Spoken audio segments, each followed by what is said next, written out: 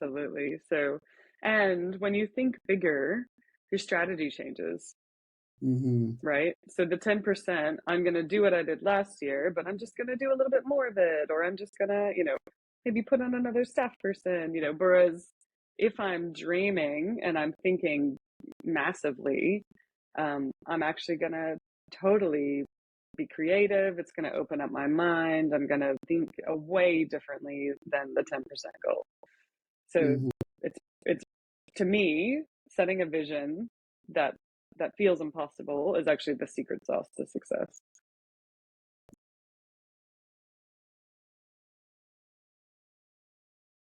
I'm here with Emily Dickinson. She's an executive coach located in Perth, Australia. Right now, she's in Melbourne. And the time difference is pretty crazy, but I really appreciate you being here. Thank you, Keegan. Thanks for inviting me. Yeah. So tell me a little bit about what you do, why you do it, and kind of what you're doing in Melbourne right now.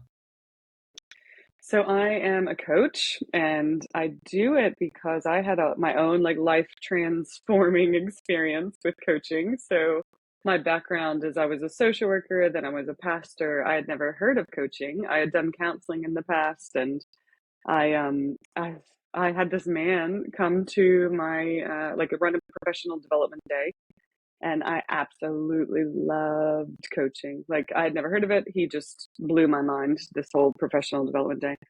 And at the end of it, he said, if you want to do coaching with me, you get a discount, one of those kind of things that people do. And I said, yes, I want to do coaching. And so I thought I was healthy, right? I'd had a great training. I had done all these beautiful, like soul searching things. I was a pastor, right? So I thought I was really healthy. And then again, coaching like blew that up for me. And I thought, you know what? I want to do this for other people because there's so much in us that we have no idea um, what our thoughts probably are. And so to have somebody trained to be able to come in and help you, hold a mirror up, so to speak.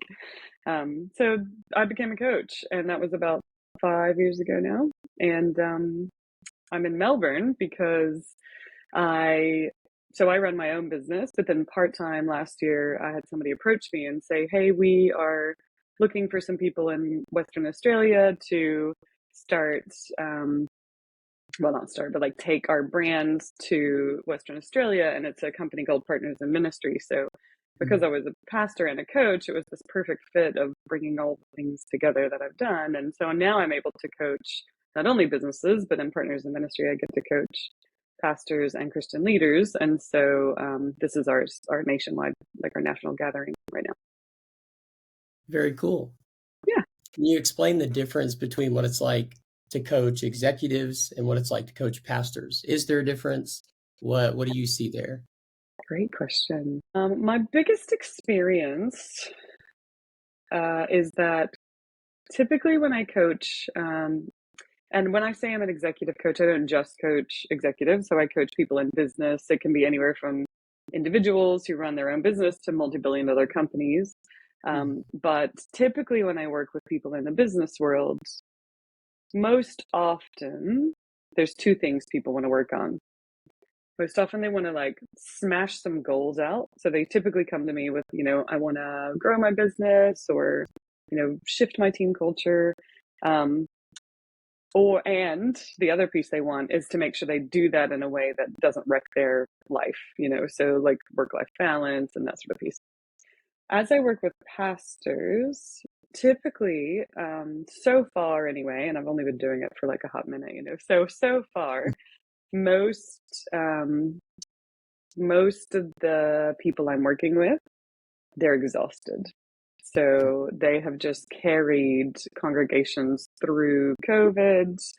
And they've been out the other side for a little bit, but we're still living in this kind of new normal.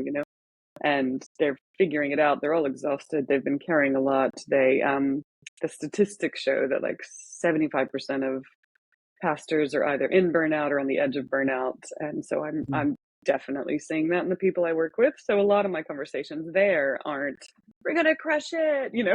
They're very much self-care and how do you make sure that you look after yourself. Lots of, I'm actually training at the moment as well because I needed something else to do to be a supervisor. Mm. because in that supervision space, it's very reflective. It's not counseling, but very reflective to help make sure, people are really healthy. So it's less goal oriented and more kind of soul and role oriented. Yeah, I'm sure your background in social work helps with that. It does. I think my calling is really to like help people. And so the different expressions of how I've been able to do that is pretty awesome. Yeah, so when you say your calling is to help people, was that just an epiphany you found one day? Or did you kind of feel that as you emerged into this coaching role? You kind of touched on it earlier, but did you feel like you had a calling before that?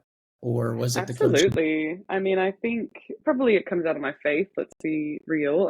So when I was younger in high school, we used to go on like trips to, you know, areas where we would help people in poverty, or we would go to Mexico and like work at orphanages. And so I Mm, think for me, that was a very strong expression of my faith. And then it's at college or uni. I'm just translating here. The expression of that was, I can help people through social work. I can actually make a career out of this. So that was, yeah. I think I just love humans. I've always loved people. I'm very much an extrovert, and I love, like, come on, yeah. So, and I think I've always had that in me, and then it's just I'm on my third career, I joke, because I keep expressing it differently. yeah. Yeah, it definitely sounds like there's a theme of that support and help throughout all of that. Yes. Now, when it comes to your business clients, the Mhm. individuals, the non-pastors, how do you take them from that, "I'm pumped up, I wanna get these done," like, walk me through how you take them to that and through that goal accomplishment journey?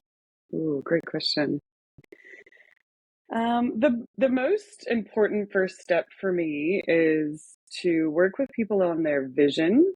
So, typically, when I work with somebody who's not worked with a coach before, and maybe some that have, they'll come to me and I'll say, what do you want to achieve next year? Like, what are your goals or whatever? And they'll typically say 10% more than I did last year. That's typically the like stretch that people are willing to go. And I'm sure many people listening to this have heard about like big, hairy, audacious goals or smart goals, or we stretch goals. We have all the lingo in the business world. Mhm. But so I trained with a company called Novus Global, who is amazing. Check them out. And they taught me this concept called the intuitive fence. And it's this idea that within the fence is everything we think is possible, and outside the fence is what we think is impossible. And when I work with most people, as humans, we don't like to fail. We don't want to, look bad. We like to know, especially kind of us really high achievers, we like to know how to get somewhere. So if I set a goal that I know I can achieve, then I can see the steps to do that, right? So no Mhm. judgment, but typically we set goals that are within what we think is possible. When I work with people, I start inviting them to figure out what is that impossible goal that would absolutely thrill you, but Mhm. maybe you've just never gone for it before. So I don't Yeah. guarantee that people can hit it. Let's be real. But I have two beliefs about people. I believe that they are more capable than they think they are, and they're Mhm. getting in their way somehow. And so when I work with people, first we set that kind of impossible goal. Now, there's a difference between reality and fantasy, right? So if they set something that feels, totally fantasy, we talk about that. So, we're not just stepping into dreamland here, but it's this idea that the difference when we're playing the impossible game, the only difference between something being realistic and something being a fantasy is what they're committed to. Mhm. So if they're going to commit to, I'm going to make this happen, again, doesn't mean they're going to hit it, but when you set a 10% goal that you're going to hit, you're going to feel good, but you're not going to know what you're capable of. Yeah. When you start setting goals that are beyond that, into this impossible space, You may not hit them, but even if you do hit them, it's amazing. But you're gonna grow. You're gonna, go way further probably than the 10% you originally were gonna hit and feel good about.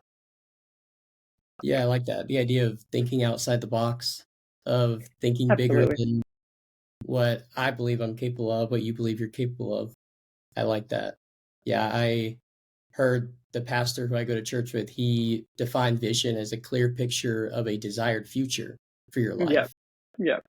And that's I kind always of say it's a picture of the future that compels you. Mhm. So yeah. Mm.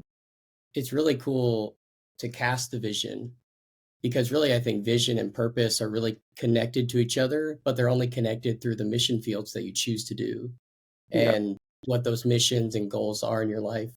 So I think it's really cool that you get to walk alongside different people who are already doing their mission, but you get to think bigger with them. Absolutely. So, and when you think bigger, your strategy changes, Mhm. right? So the 10%, I'm going to do what I did last year, but I'm just going to do a little bit more of it, or I'm just going to, maybe put on another staff person, whereas if I'm dreaming and I'm thinking massively, I'm actually going to totally be creative. It's going to open up my mind. I'm going to think way differently than the 10% goal. So Mhm. it's to me, setting a vision that feels impossible is actually the secret sauce to success. Yeah. Can you give a time when you've seen someone set a really big vision and them actually maybe not accomplish it fully, but like start to see it realized? Mhm, for sure. So I started working with a man who had his business. He was a solopreneur, so he didn't want staff. He was very like, I've had staff before. I don't want staff, but just me, and this is how it is, right? Very kind of um, set in his ways, and but he wanted help, so he wanted to grow. And I said, what's your goal? And he said, oh, again, 10% more than last year. And so he knew exactly his figures from the year before, and he said, I think I can do this much more. So we played the game, you know, what's impossible. And we only had, based on his business, he only had 3 months. Now, typically, I don't work with people for 3 months because, when you go to the gym, you don't see results for probably 3 months Mhm. because your body just has to get there. And typically in coaching, it's the same. So I won't work with somebody typically for 3 months because it's like, it depends on the results they want and how committed they are. And anyway, I knew him and I thought, you know what? Let's do it. Let's just give it a crack. And so we played this game that in 3 months, he would double his 3 month income. So not his annual income in 3 months, but what he thought he would make. We'll just play the game of, it's not 10%, we're going to like double it. Mhm. Anyway, so the first month, he doubled it. Wow. The second month, he doubled that. And then the third month, he didn't double it again, but he 1x'd it. So he 5x'd his goal that he thought he could do 10% of in 3 months. And people will say to me, how did you do that? And I'm like, it's actually not me, but Mhm. it is like, it's a partnership. So I don't have the 10-step plan to 5x your business or 10x your business, right? But what happened is all of a sudden he started thinking differently because his goals were then different. It wasn't just, how do I get more of what I've been doing? He started realizing, oh, there's some things that are time wasters. Why am I spending my time on that? There's some Mhm. things that actually make me more business that if I did those more often, very basic, it's not actually rocket science, but in business world, we get so involved in the day to day that we don't stop to like look up and realize, oh, oh, maybe some of the stuff I'm doing is not actually leading to the life I want or the business I want or the goals I have. Wow. Yeah, that's awesome. Yeah, it's a pretty amazing story. Yeah, it's really, and you touched on it there. It can be so funny to see how, and me as a counselor and coaching a little bit, to see how we're not really these like magicians, but we're just kind of investigators and researchers, and we're Yep. pointing out these themes that we see along the way. And it's not like you said, I didn't really do anything. I just help lift off the veil that so Yep, often we as individuals can kind of keep on ourselves when we're so in tune with our life. And we need that extra person to come and kind of just show us, here are the things you need to take out, and here's what's going yep. to actually hit your goals. Yeah, absolutely. And I always say, in coaching, I'm excavating the client's potential. Mm, So again, why I can't guarantee results, it's not about me, it's about you, how much are we going to excavate, you know, because we don't know what people are capable of. Excuse me, we don't know what people are capable of because they've typically never tried. mm, yeah, that's good. Do you feel like this question came to my mind? Do you feel like more of your coaches and pastors, more of the clients, are they anxiety driven or are they like passion and motivation driven? Have you noticed a difference? That is a fantastic question. There's a bit of both. I would say in the pastor world, it's typically passion driven.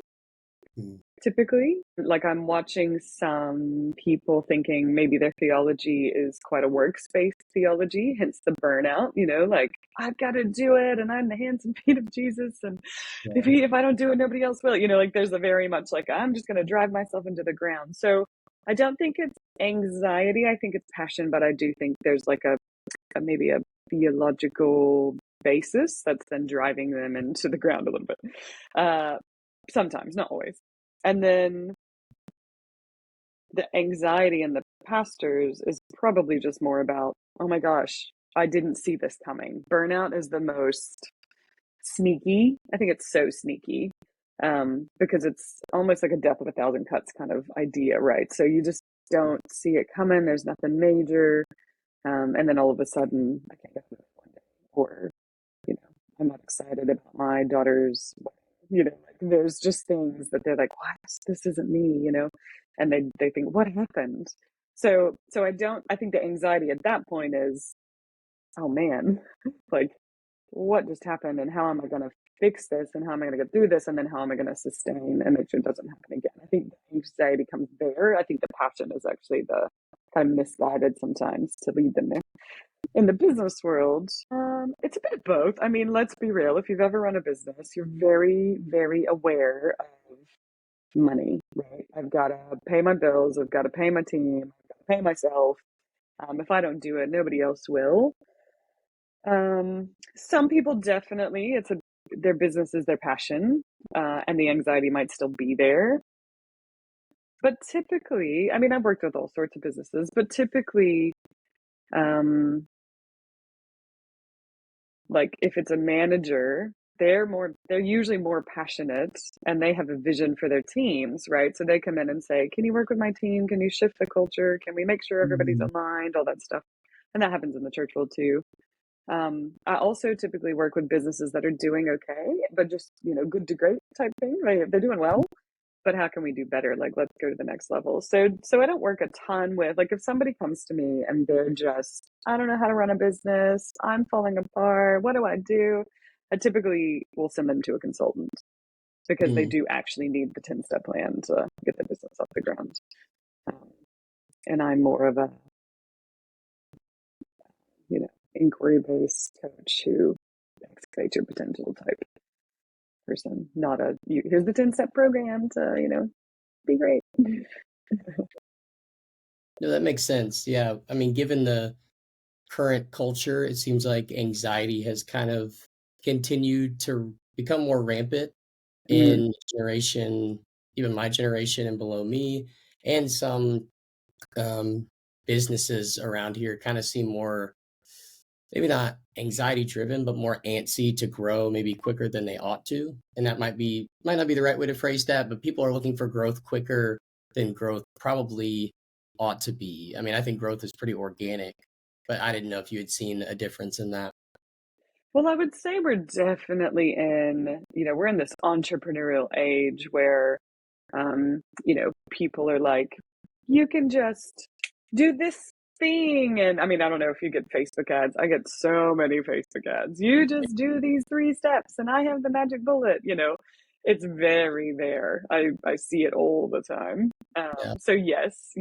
And I do think sometimes, I mean, I've had people, I always have to say, we're going to play this game where whatever feels impossible thrills you, like, but I don't guarantee it, right? So I don't ever want to be the person that says, I have the answer and I'm going to make you millions, like, I, Yeah. I see that all the time. People do it a lot and they're making millions because they're telling people they can make them millions.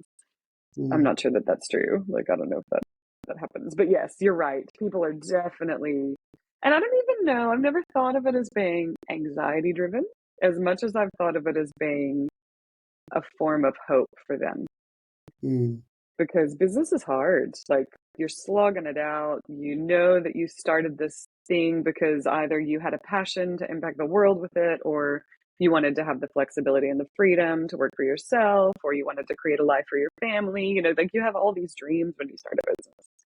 And then you get in it and you think, oh my gosh, my business is running me and I don't have time to see my family. And, like, holidays, what are those? Because if I leave, who's going to run my business, right? Like, there's all these pieces that you started your business for. And then um,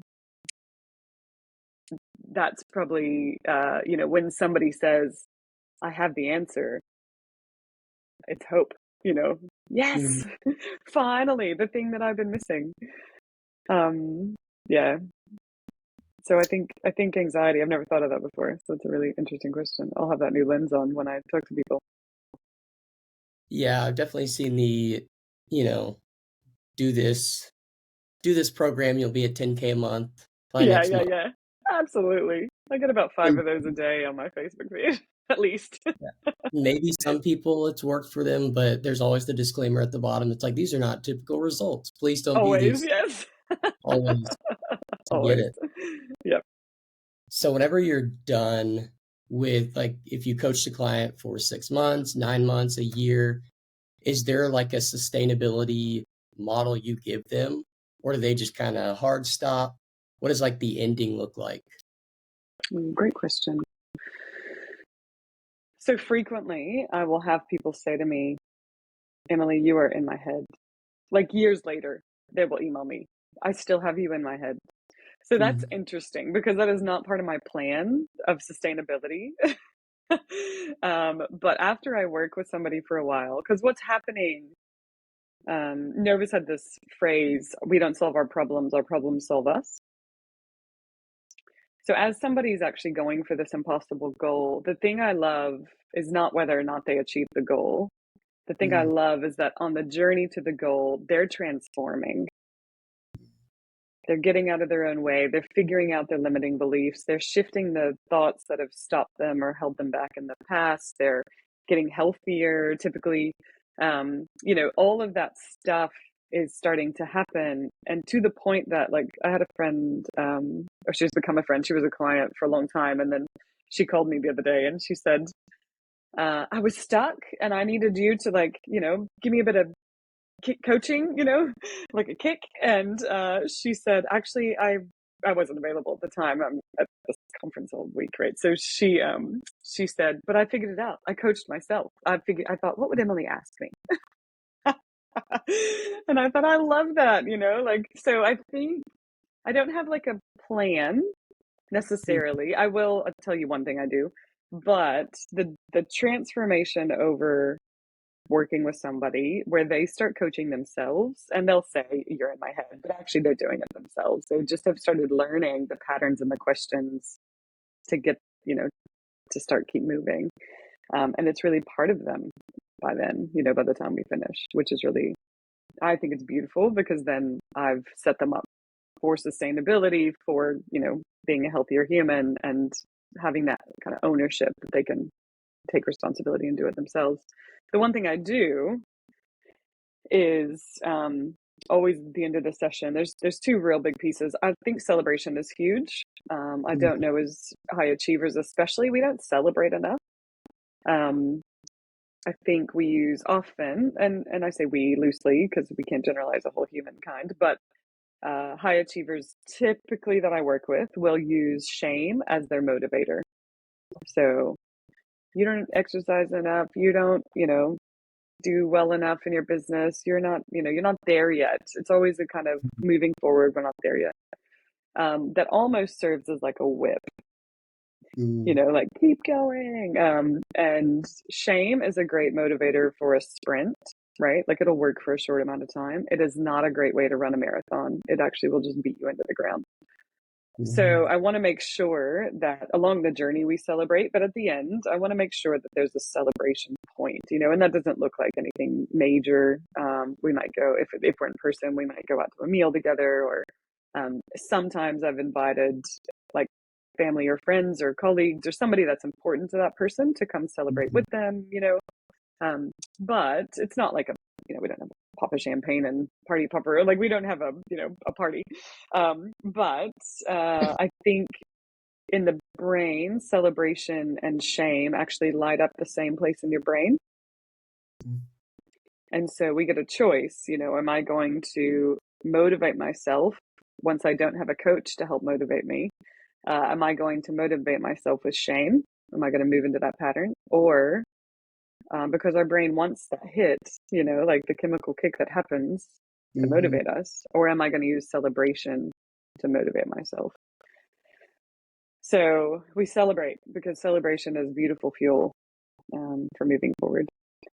The second thing is I want them again, we're going to go full circle here. I want them again to have a vision moving forward because vision has probably been the big driver to get them to where they are. So then if they have that vision, they can then do that, having all of the transformation internally, having the fuel of celebration, they can then, know where they're headed. Yeah, that's good.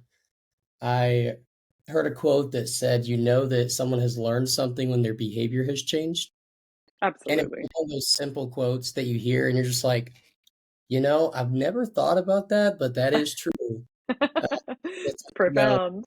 yeah, it's like a dog has learned it when it does it. A child has learned not to touch the stove when he stops touching the stove. Right. And so I like that, how you know that they've learned from you and learned how to do it when they start to do it themselves. Yeah. It's wonderful. And then the second part of that, and I kind of have it's a hot take in the counseling world, but I think shame has a purpose to play. A lot of people in the counseling world don't believe that shame can be beneficial. It's like shame and guilt aren't beneficial when I think that shame can be a really good indicator that something needs to change. Mm, Whether that absolutely. is, like you said, a goal I need to reach or there's a habit I need to quit. And shame definitely can be a motivator in the short term, but it's more of like that light that's alerting us in our car to tell us something is wrong. And Yeah. it's not going to actually be powering the car, but it's just telling us, hey, we need to actually put oil in here or fix the tire or something like that. Absolutely.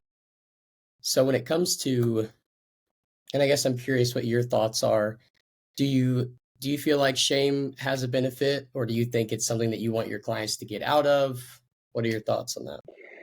Yeah, well, I think, as I said before, I think it's a fuel, definitely, that people use. And for many people, when I meet them, they've used it for years. It's worked for them, right? So we as humans, we will find what works, whether it's healthy or not.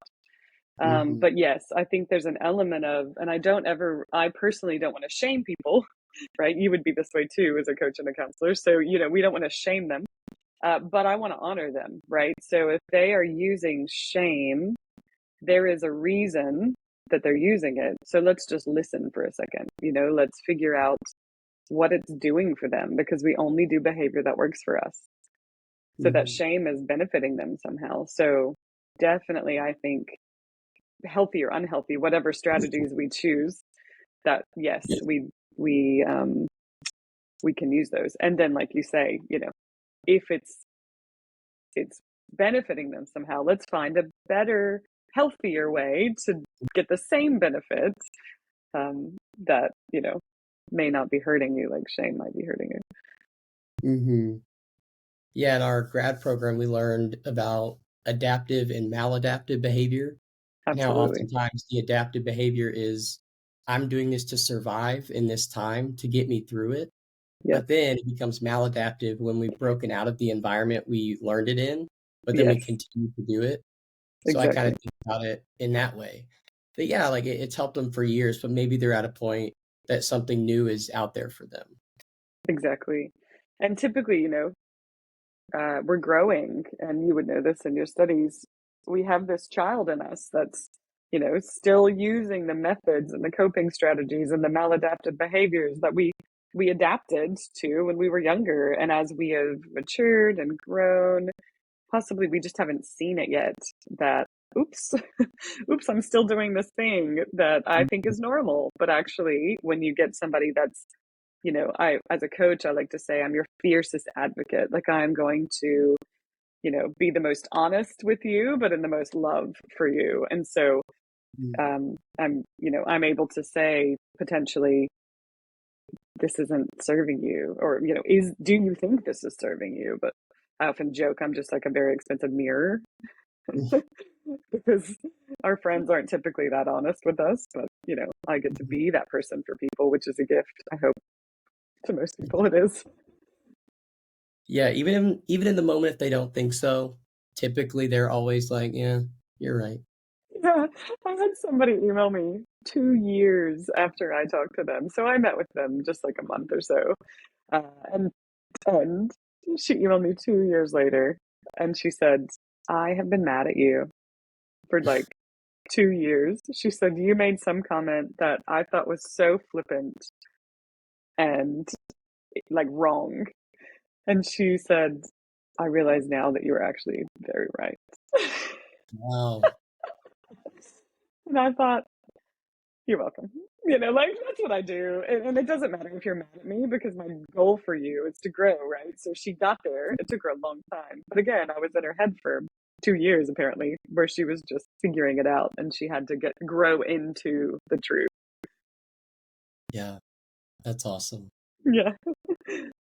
So what would you say is the most enjoyable part of your job? Ooh, I love that question. Gosh, there's so many things I love. I would say it's seeing people realize that they're more capable than they think they are. Those growth moments, those aha moments, those really just like maturing moments where they think, oh yeah, like I get it, or I've done it, or whatever. So I even back 15 years ago, I remember I had a moment where somebody was again asking questions, and I realized I really love the light bulb moments. So I actually put like a post-it note up that said, I love the light bulb moments. But I still think that's it. I still think that's the thing that I really love when people, you know, there's something almost, it feels almost spiritual and like just like everything just clicks, and they get it. It's a beautiful moment. So I think I love so many parts of it. I love the moment that people start dreaming. I love that they probably have had these dreams in their heart for many, many years and they've not Mhm. ever given themselves permission to maybe even speak them out. I have people that are like, I've never told anybody this before, but this is what I really want. Um, or if they have spoken them out, they've never had the courage or, the person on their team to actually start running for them. Um, so I love that piece. I love when they are running for them. I love when they figure it out. Even when they don't reach their goals, I'm still thrilled with their growth, because Yeah. in my mind, sure, it's great to win, but it actually is also just great to be on the journey and to grow. Yeah, there's definitely a lot of fulfillment that comes from just the trying, Hmm. especially when it's things that you've wanted to do for a long time, but that you haven't may not have had the environment to do so in. Exactly. Yeah. And I think that's the gift we as coaches give people is we, I mean, look at like Olympians, Mhm. they still have coaches, right? Like they're amazing. They're the best athletes in the world and they still need Mhm. coaches, right? So I think all of us need coaches to come alongside us because there's something beautiful that happens when you have somebody on your team, somebody advocating for you, somebody, helping you to be the best you can be and believing in you when maybe you don't believe in yourself. It's really Yeah. powerful. Mm. Yeah, I think of even I was watching might have been the British Open for tennis, Oh and yeah. they were talking about how there were so many what they called mental performance coaches in each of the players' Mm. boxes. There were like more than there'd ever been. And I think that's so interesting how these athletes are at the peak of their pinnacle athletic ability, and yet they're recruiting these mental performance coaches, these counselors, psychologists to help them with the mental part because Mm, there's always something else that they can be working on. There's always another like mental roadblock they can get through. absolutely. It's pretty humbling as well, right? So for those of us who are like, yeah, I'm pretty good at what I do, right? I don't really need help. Um, it's actually not a sign of weakness. I think it's a sign of strength. Yeah. Mm, Yeah, it's a sign of I'm okay with growth and change. I exactly. I think it's really hard to get to that point. But no matter what change happens, we just have to direct that change where we want it to go because as we know, time is always something we can't get back, so we're always changing into the future. So where do we want that change to go? Great point. I love that. And, you know, water naturally goes downhill, right?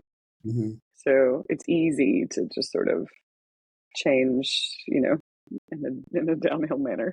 So it does take choice and focus and, you know, to really go to grow. Yeah. For you, if you could tell 10 years ago you a few pieces of advice, what advice would that be? I'm trying to think where I was 10 years ago. 20 invest in Zoom. Mm, I'm kidding. That's not what you had with this. dang, that Um, would be a bad thing. I would say probably two things. One is I'm more capable than I think I am. Mm, I've realized that journey for other people, and then also um, realizing probably 10 years ago I didn't know how capable I was. And the second one would be don't listen to all the shoulds. There's a whole lot of shoulds in our world of people, and maybe not even people that I know, right? My assumption, maybe even, of what the should is that I should do X, Y, Z to make sure that I, you know, make money or, you know, whatever the thing is, the should is, right? So I think, yeah, don't listen to the shoulds. yeah, shoulds are I usually like to call them these harsh lines that don't have much room, and I Yeah. like to replace shoulds with ought because ought allows room for choice and Mm, should doesn't necessarily allow room for that. interesting. And there are definitely times where you probably should not murder someone, but you ought to go learn a skill to make money, or you ought to have a coach to be able to grow your business, or you ought to do X, Y, or Z. I like to tell my clients it's a more positive way to look at life. And it is breaking out of that mindset of I should go to college, I should follow my parents' dreams, I should do this, I should play this. And it makes life less choice based and more just Mm, kind of I'm doing what I'm supposed to as opposed to what I want to. yeah. Yeah, I think I replaced it with the word want. I've read somewhere, or somebody told me, I can't actually remember the source, so please forgive me if this was you listening with you. That they wrote down every day for like a month, what do I want? And Mm, just every day, what do I want? What do I want? And just to kind of again use that word excavate a lot, but you know, to draw out what they want because there's so many shoulds in the world that we mhm, don't actually listen to what our soul is telling us or our heart's screaming for, you know, and we miss it. And then we're living in this misalignment of, you know, what am I? I'm sure I'm living for the shoulds and mm, I'm unhappy and I'm, you know, unfulfilled. I think our world today wants this fulfillment maybe more than I've ever seen it. You know, it's no longer I'm going to stay at a job for 50 years and get the gold watch because I am loyal and I should. It's actually, you know, I want to impact the world and I want to be fulfilled and so it's probably your generation is better at living into the, you know, mm. what do I want? Rather than mine, but I'm learning, you know, I'm getting there. So, Yeah, that makes me think about as a Christian, we're kind of waiting for the world's fulfillment of mhm. this eventually coming back and restoring the world how it is. And you can kind of feel that tension of like you can there's like a purpose in I want to impact the world, I want to make a difference, I want to help people versus the shoulds might do that, but like you said, it may not be my heart's cry to stay at Joe's Crab Shack or wherever you're staying for 50 years Yeah. just to kind of make money and get by. There's like this Mm, yearning yeah. that definitely the entrepreneurial generation is kind of feeling. And maybe Mm, that's the internet and social media age getting more stronger. Who knows? possibly. Yeah, but I also, I have a faith, so um, I'm very convinced that that's come from somewhere. That desire, that call, that purpose, that cry of our heart. It's come from somewhere, right? And I believe it's God. You can believe what you want, but um, and I believe there's a purpose behind that, right? So it's not just and maybe it is, maybe your desire is just selfish, but I don't believe it is. I believe there's a purpose to it, right? So this impact we all want to have. Imagine, can we just stop for a second? Imagine if the entire world actually listened to the desire. Now, I'm assuming this isn't a desire to go murder, but a desire to, impact the world positively. Um, Imagine if we all actually stopped listening to the shoulds and stepped into the purpose. This world, I reckon it'd go up a few notches. It would just be a beautiful place to be where people are actually impacting, you know, positivity and all the stuff would just it would level up. Yeah, that's good. So for you, and this may be one of the other answers you just gave, but I like to ask the question of what is the most important life lesson that you've learned so far? That is a big question. Probably that love is the most powerful force in the universe. I'll keep thinking, but I think that's it. It's all wrapped in love, whether it's coaching, whether it's, you know, serving hamburgers, whether it's, whatever it is, wrap it in love. And actually, it's so powerful and transformative. Yeah, what does love look like and what does it mean? Oh, good question. I think it's that fierce advocacy type idea. So it's not, I'm just going to be nice and I'm going to Mm, let you off the hook and I'm going to make excuses for you. Like it's not that kind of weak, wet fish handshake kind of love. I think it's I believe in you and uh, I, you know, I see you. I'm with you. Like there's a whole lot of um, compassion in there, and yes, there are times when I love by loving somebody, I do actually let them off the hook because I think in mhm. that moment they need that, and that's love. So maybe the takeaway there is, maybe love is very individual, very personal, very what do you need? Because I see you, because I care about you, I'm gonna love you in a way that's I don't think there's like a one size fits all. It's just that I'm for you. Mhm. Do you feel like that love is the basis of what you do and why you do it right now? Absolutely. Yeah. I think my love for humans, there's a reason I'm not a vet. I like animals, but I don't have a passion for them. But I think there's a huge love I have for the world. There's also a vision I have for humans in the world. I think I do see a world where we can have cities that have less crime because there's so much love, because we take care of each other and um, we care about each other. We love each other. We know our neighbors. We take brownies when somebody moves in. Like it doesn't have to be extreme. It's just, there's little 1% touches of change that start shifting a city or a population because that love changes behavior. Mm. Yeah, I like the idea of love being actionable. It has to be Absolutely. felt and seen, and it doesn't have to be those big acts of love that we see, like marriage or having children or whatever it may be. Love seems to be inflated to these only big Yeah. moments. Really, it's the small things where love is actually shown in Yeah. the making brownies to your neighbors when they move in or helping someone on the side of the road or even just doing it in your job by caring Right. more about the person than the result. Correct. Yeah. I mean, Bob Goff has a book called Love Does. It's about the action. So it's not a feeling, it's a choice. Yeah, Bob Goff, he's kind of crazy. Yeah. He like I don't want to get off on a Bob Goff tangent, but it's wild to me that he got his airplane license just so he could fly from his home to his job back to his home in the same day so he could say goodnight to his kids. That's wild to me.